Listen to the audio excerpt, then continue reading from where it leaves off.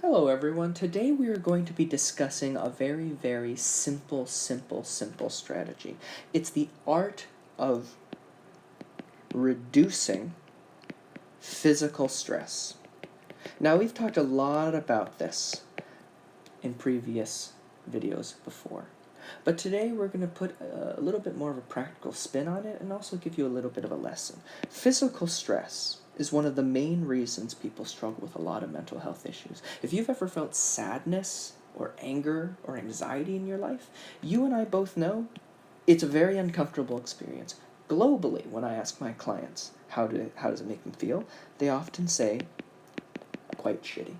And today's video is going to be focusing on how can we reduce this physical stress so we can live lives where we feel more functional, to do better in school, to do better at work, to reduce our suffering, to improve sleep, to improve our health, both mental and physical health. Of course, my name is Michael. I'm a registered clinical counselor out here in beautiful BC, Canada, and today's focus is that physical stress. Let's look at the body. The body has a number of different issues with it. Things that I, of course, as not a doctor, I'm not qualified to talk about. But we know that the body experiences a lot of tension, especially with a very anxious mind. And when we feel a lot of tension, your body is asking you many questions. Your body is saying, remove me from a situation, fix the situation, reduce this discomfort.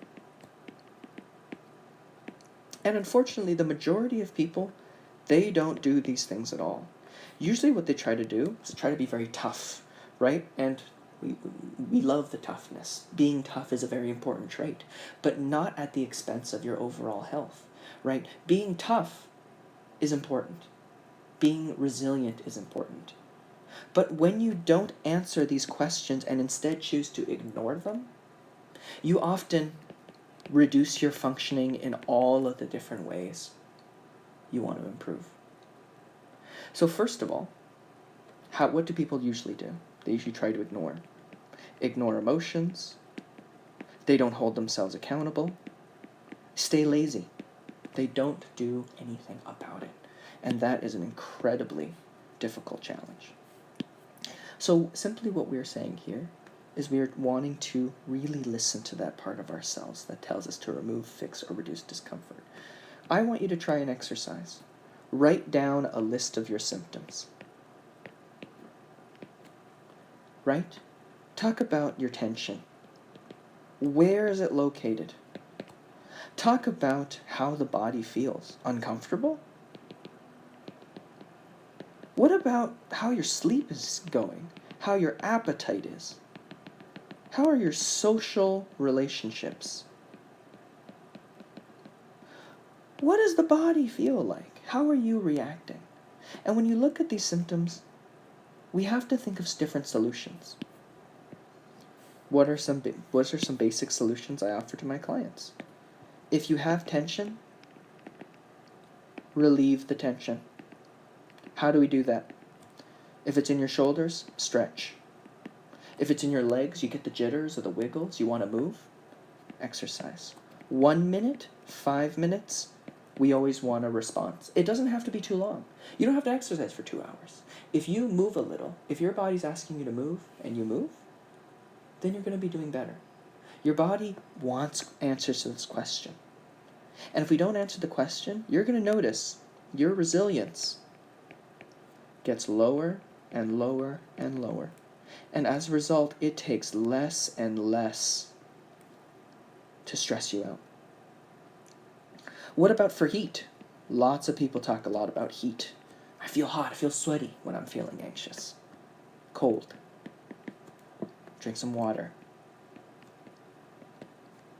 Right? Take a layer off. This depends on the climate that you live in, obviously, but take a layer off. These are very simple, common sense strategies. Your body is uncomfortable. Don't focus on the thoughts or the feelings as things you can change. You cannot change them. Thoughts and feelings are part of us. And if we try to change those, that's a losing battle. If I told you Don't think about blue, don't think about blue, don't think about blue. All you're thinking about is blue. Right? I bet all of you have heard this. Hey, I'm feeling terrible. And then this unskilled person says, have you tried feeling better? Have you tried smiling more? Horrific. Right? Don't ignore the sadness. Stop crying. Horrific. That's not how we do things. First, we want to honor these emotions, right? And we also want to honor the actions. Both are important. Here's some homework that we can work on. List your symptoms. List the symptoms. Right? Use the symptoms as indicators for solutions. Right? Important. Slow down.